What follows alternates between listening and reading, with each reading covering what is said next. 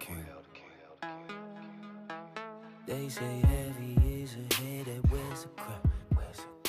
They say heavy. Hi, my name is Lasitra Arrington. I'm 26 years old and I'm from Suffolk, Virginia. Why am I looking for a way out? Well, first, I have a daughter. So I want to give her all the things that I didn't have and, make her future a little brighter than mine. I have a family and I want to make sure that I'm able to provide for them when they need it. Well, a little bit about myself. I'm the youngest of three. We grew up in a single family house. We only had our mother. I have an older brother and an older sister.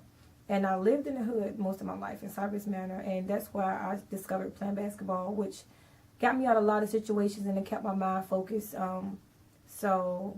I just used that as my way out. So some of the things that drive me, one is, of course, is my daughter. Since I had her, my drive have increased. Another thing is, when I walk past poor people or I go to these different neighborhoods and I see, people doing the same thing, and I realize that that's not what I want for myself. That's not what I want for my kids, and that's not what I want for my family. And, that kind of keep me on track with a lot of things. And another thing, I come from a large family. My grandparents had 10 kids. And, back in the day, 10 kids was a lot to have and trying to support everybody. And, we grew up pretty poor, not far as like we had what we needed, but we didn't have what we could have had. And that's something that pushes me more. I want my baby to have more than what she needed. She needed a college education, I can pay for it. She needed medical bills paid for, I can pay for it. So I just want to provide, I want to be wealthy enough that I can provide.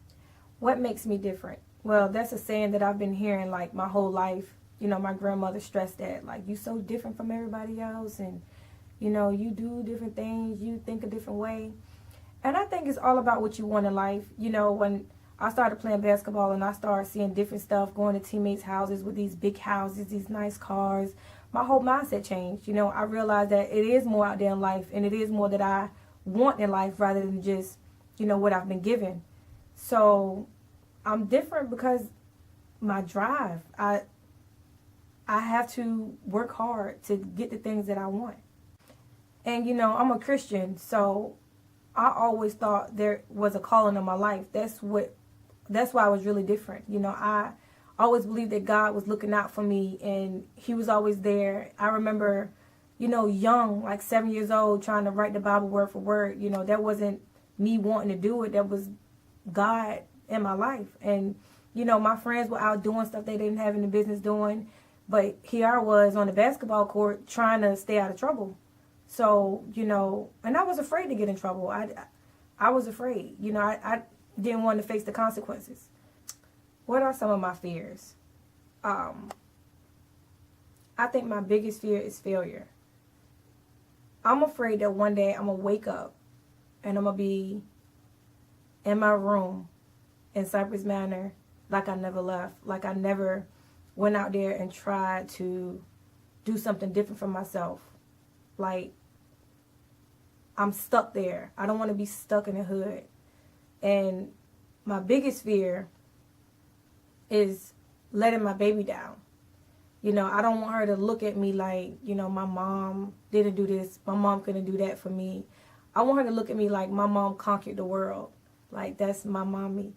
And my fears just drive me. So they're my biggest fears. I'm going to change the world by being one of the top real estate investors and agents in the United States. Me and Janelle also have an organization that's called Street Ministry, which is to help the youth.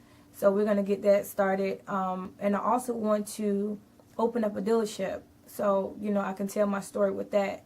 And the last thing that I would love to do is donate to different organizations.